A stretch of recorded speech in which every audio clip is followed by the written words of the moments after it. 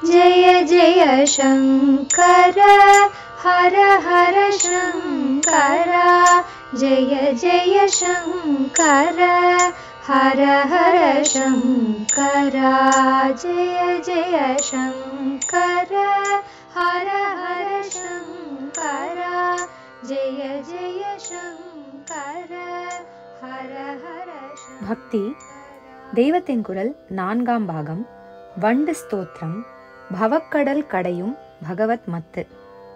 இப்படி அநேக சிறப்புகள் பொருந்திய கோவிந்த நாமாவை சொல்லி பகவானை அழைத்து பவஜலதி மதன மந்தர என்றார் ஆச்சாரியால். பவம் என்றால் சம்சாரம், ஜலதி என்றால் சமுத்திரம், பவஜலதி என்றால் சம்சார சாகரம், மதன என்றால் கடைவது, மதன என்று சொல்ல வேண்டும். மதன என்றால் மன்மதனுக்கு பேராகிவிடும்.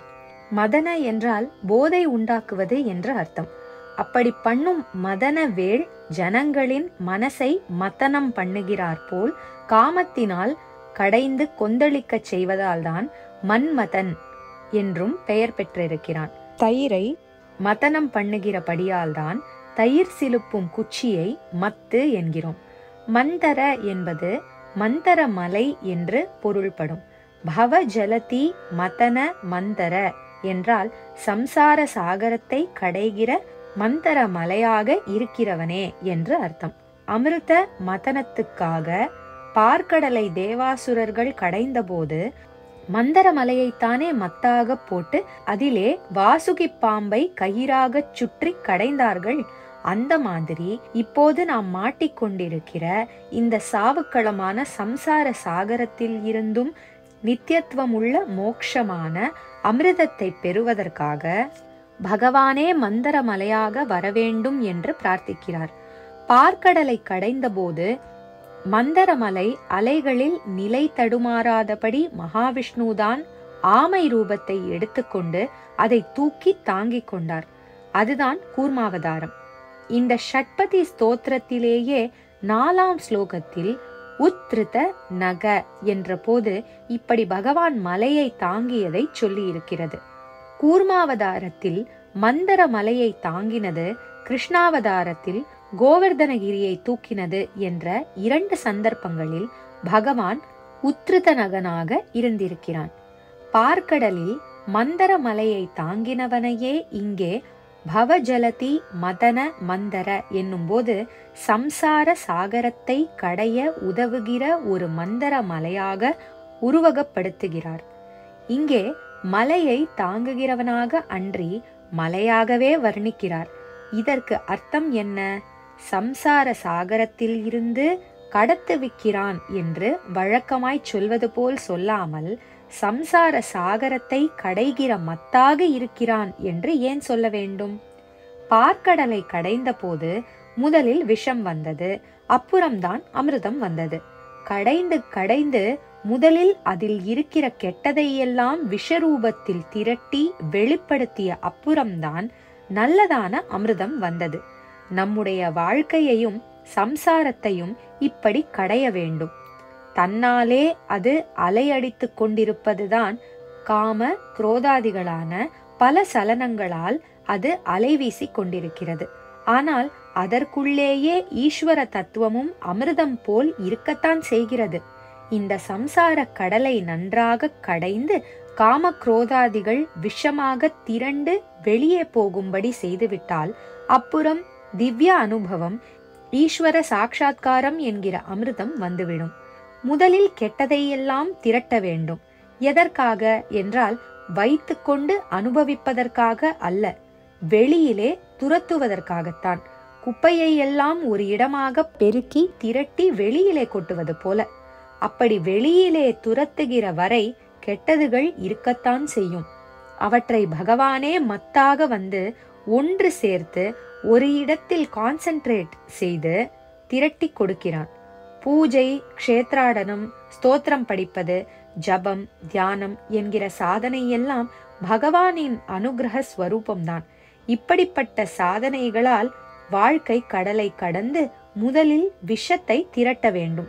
பிறகு அதை வெளியே அனுப்பிவிட வேண்டும். அப்புறம் அமிர்தத்தை அடைய வேண்டும். ஆகக்கூடி எடுத்தவுடன் அமிர்தம் வேண்டும் என்றால் முடியாது. விஷத்தை அனுபவித்து தீர்த்த பின்தான் அமிர்தம் வரும்.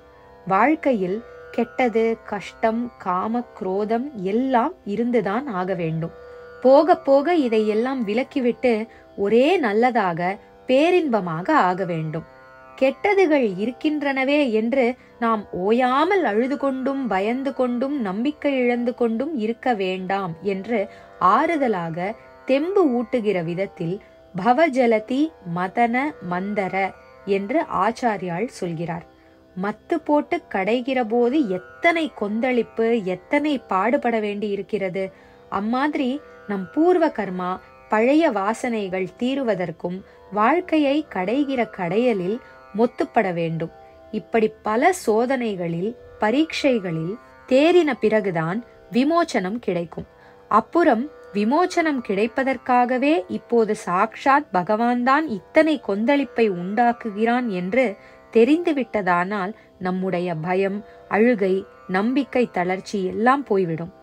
மத்வாச்சாரியார் உடுப்பியிலே பிரதிஷ்டை பண்ணிய கிருஷ்ணன் கையில் மத்து இருக்கிறது.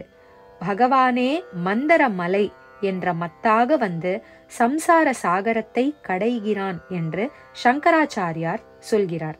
மத்தை கயிற்றால் சுற்றுகிற மாதிரி பகவானையே சுற்றி கட்டி போட்டிருந்த போதுதான் அவன் தாமோதரனானது.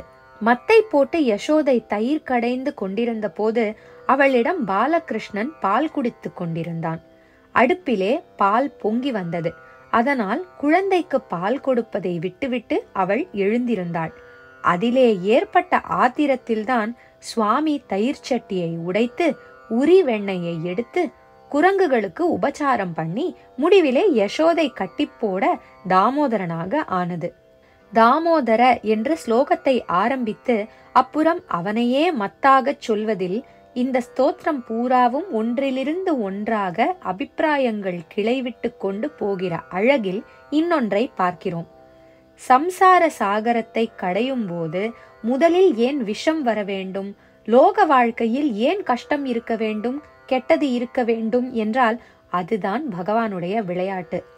இயற்கை நியதியிலேயே இப்படித்தான் வைத்திருக்கிறார்.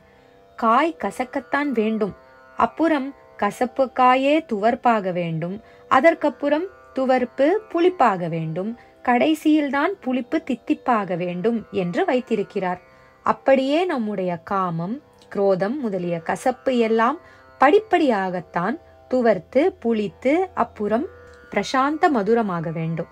ஆனதால் நமக்கு இந்த தோஷங்கள் இருக்கிறதே என்று அழ வேண்டாம். பகவானை நினைத்து கொண்டு பக்தியோடு இருந்து கொண்டு கர்மானுஷ்டானங்களை பண்ணிக்கொண்டு ஜனங்களுக்கு நம்மால் ஆன தொண்டை செய்து கொண்டு இருந்தால் தன்னால் காலக்கிரமத்தில் இந்த தோஷம் எல்லாம் போய் பழுத்த பழமாக அன்பு என்கிற ஒரே மதுரமயமாக ஆகிவிடுகிறோம். இம்மாதிரி பக்தி, கர்மானுஷ்டானம், சேவை, தியானம் முதலியவை இல்லாவிட்டால் கசப்பு மாறவே மாறாது. இப்போது இத்தனை தோஷங்களோடு இருக்கிற மாதிரியே மனம் போனபடி இருந்து கொண்டு எப்போதும் கசப்பாக இருப்பதும் சரியில்லை. தோஷம் இருக்கிறதே என்று ஓயாமல் அழுது கொண்டிருப்பதும் சரியில்லை. செய்ய வேண்டிய கர்மாக்களை பண்ணிக்கொண்டே போனோமானால் கசப்பு எல்லாம் மாற வேண்டிய போது மாறும், மதுரமயம் ஆய்விடும். ஜெய ஜெய சங்கர, ஜெய ஜெய சங்கர, ஹர ஹர சங்கர, ஜெய ஜெய சங்கர, ஹர ஹர சங்கர, ஜெய ஜெய சங்கர, ஹர ஹர சங்கர.